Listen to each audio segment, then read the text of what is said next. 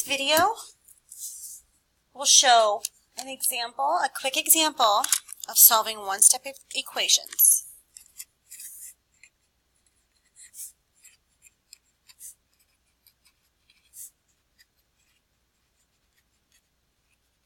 Okay. The first example will be addition. X plus 6 equals 11. So some number plus 6 equals 11. In our brains, we know that that number must be 5, so it's our job to prove it. So in order to solve a one-step equation, we're going to put these bars around the equal sign to remind us that everything on the left side has to remain equal to everything on the right side. Okay? Now, when we solve one-step equations, we undo the math using inverse operations. So right now, x is being added by 6. How do you undo add by 6? You use the inverse operation and you subtract 6 from both sides because of this equal sign.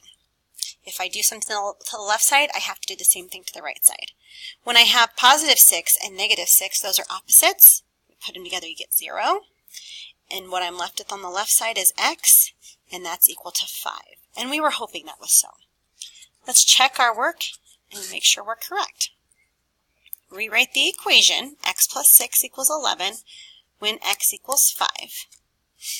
Rewrite the equation, substitute, simplify.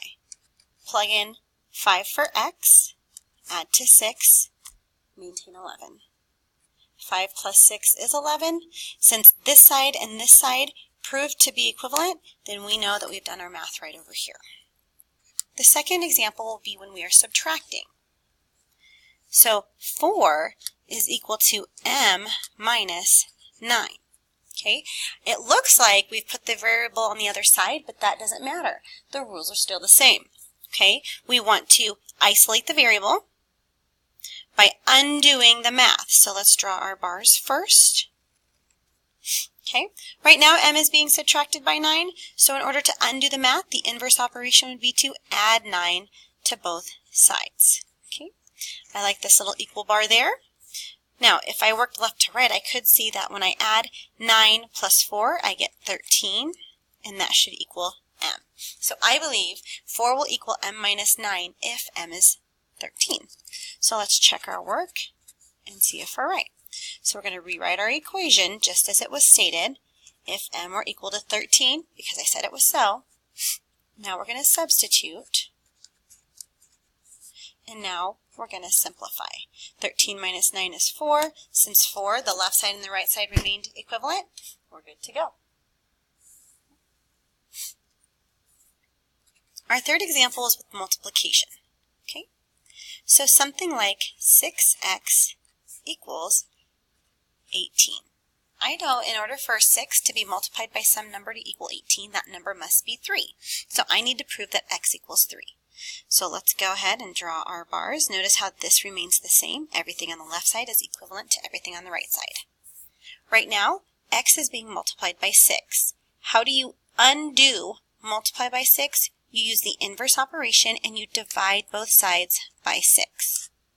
What's nice is that 6 divided by 6 is 1, and 1 times x is x. I have eliminated everything else. I have isolated the variable, and 18 minus 6 is 3. Let's check our work to make sure that we're right. So our original equation, 6x equals 18 if x equals 3. Rewrite the equation, substitute, simplify. So 6 times 3 equals 18. Go ahead and simplify this side, and 18 equals 18. Sweet.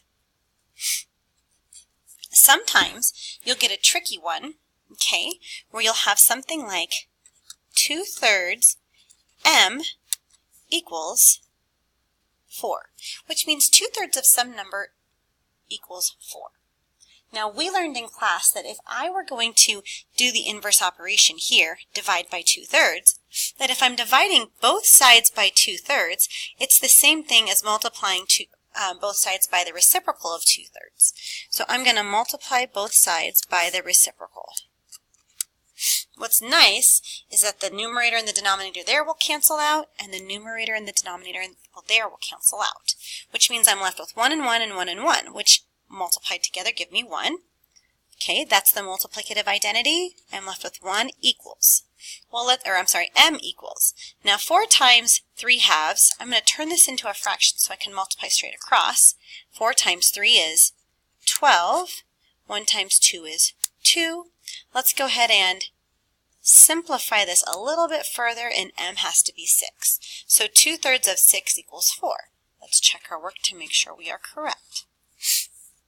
Rewrite the equation, 2/3, m equals 4 if m equals 6. Substitute that in. Okay, I'm going to turn this whole number into a fraction by putting it over 1. Then I can multiply straight across.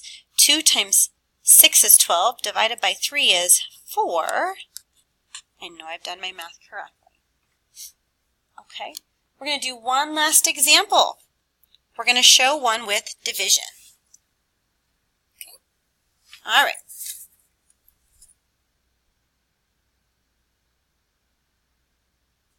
Here we go. So we're going to do r divided by 7 equals 5. That means some number divided by 7 equals 5, and it's our job to determine what that number would be. In my brain, I'm trying to think, okay, what number do I divide by 7 to equal 5? And I'm thinking, oh yeah, 35. So I need to prove that r equals 35. Okay? The rules are the same. Use the inverse operation. Undo the math that's happening to the variable. Okay? So right now the variable r is being divided by 5. Okay? So how do you undo divide by 5?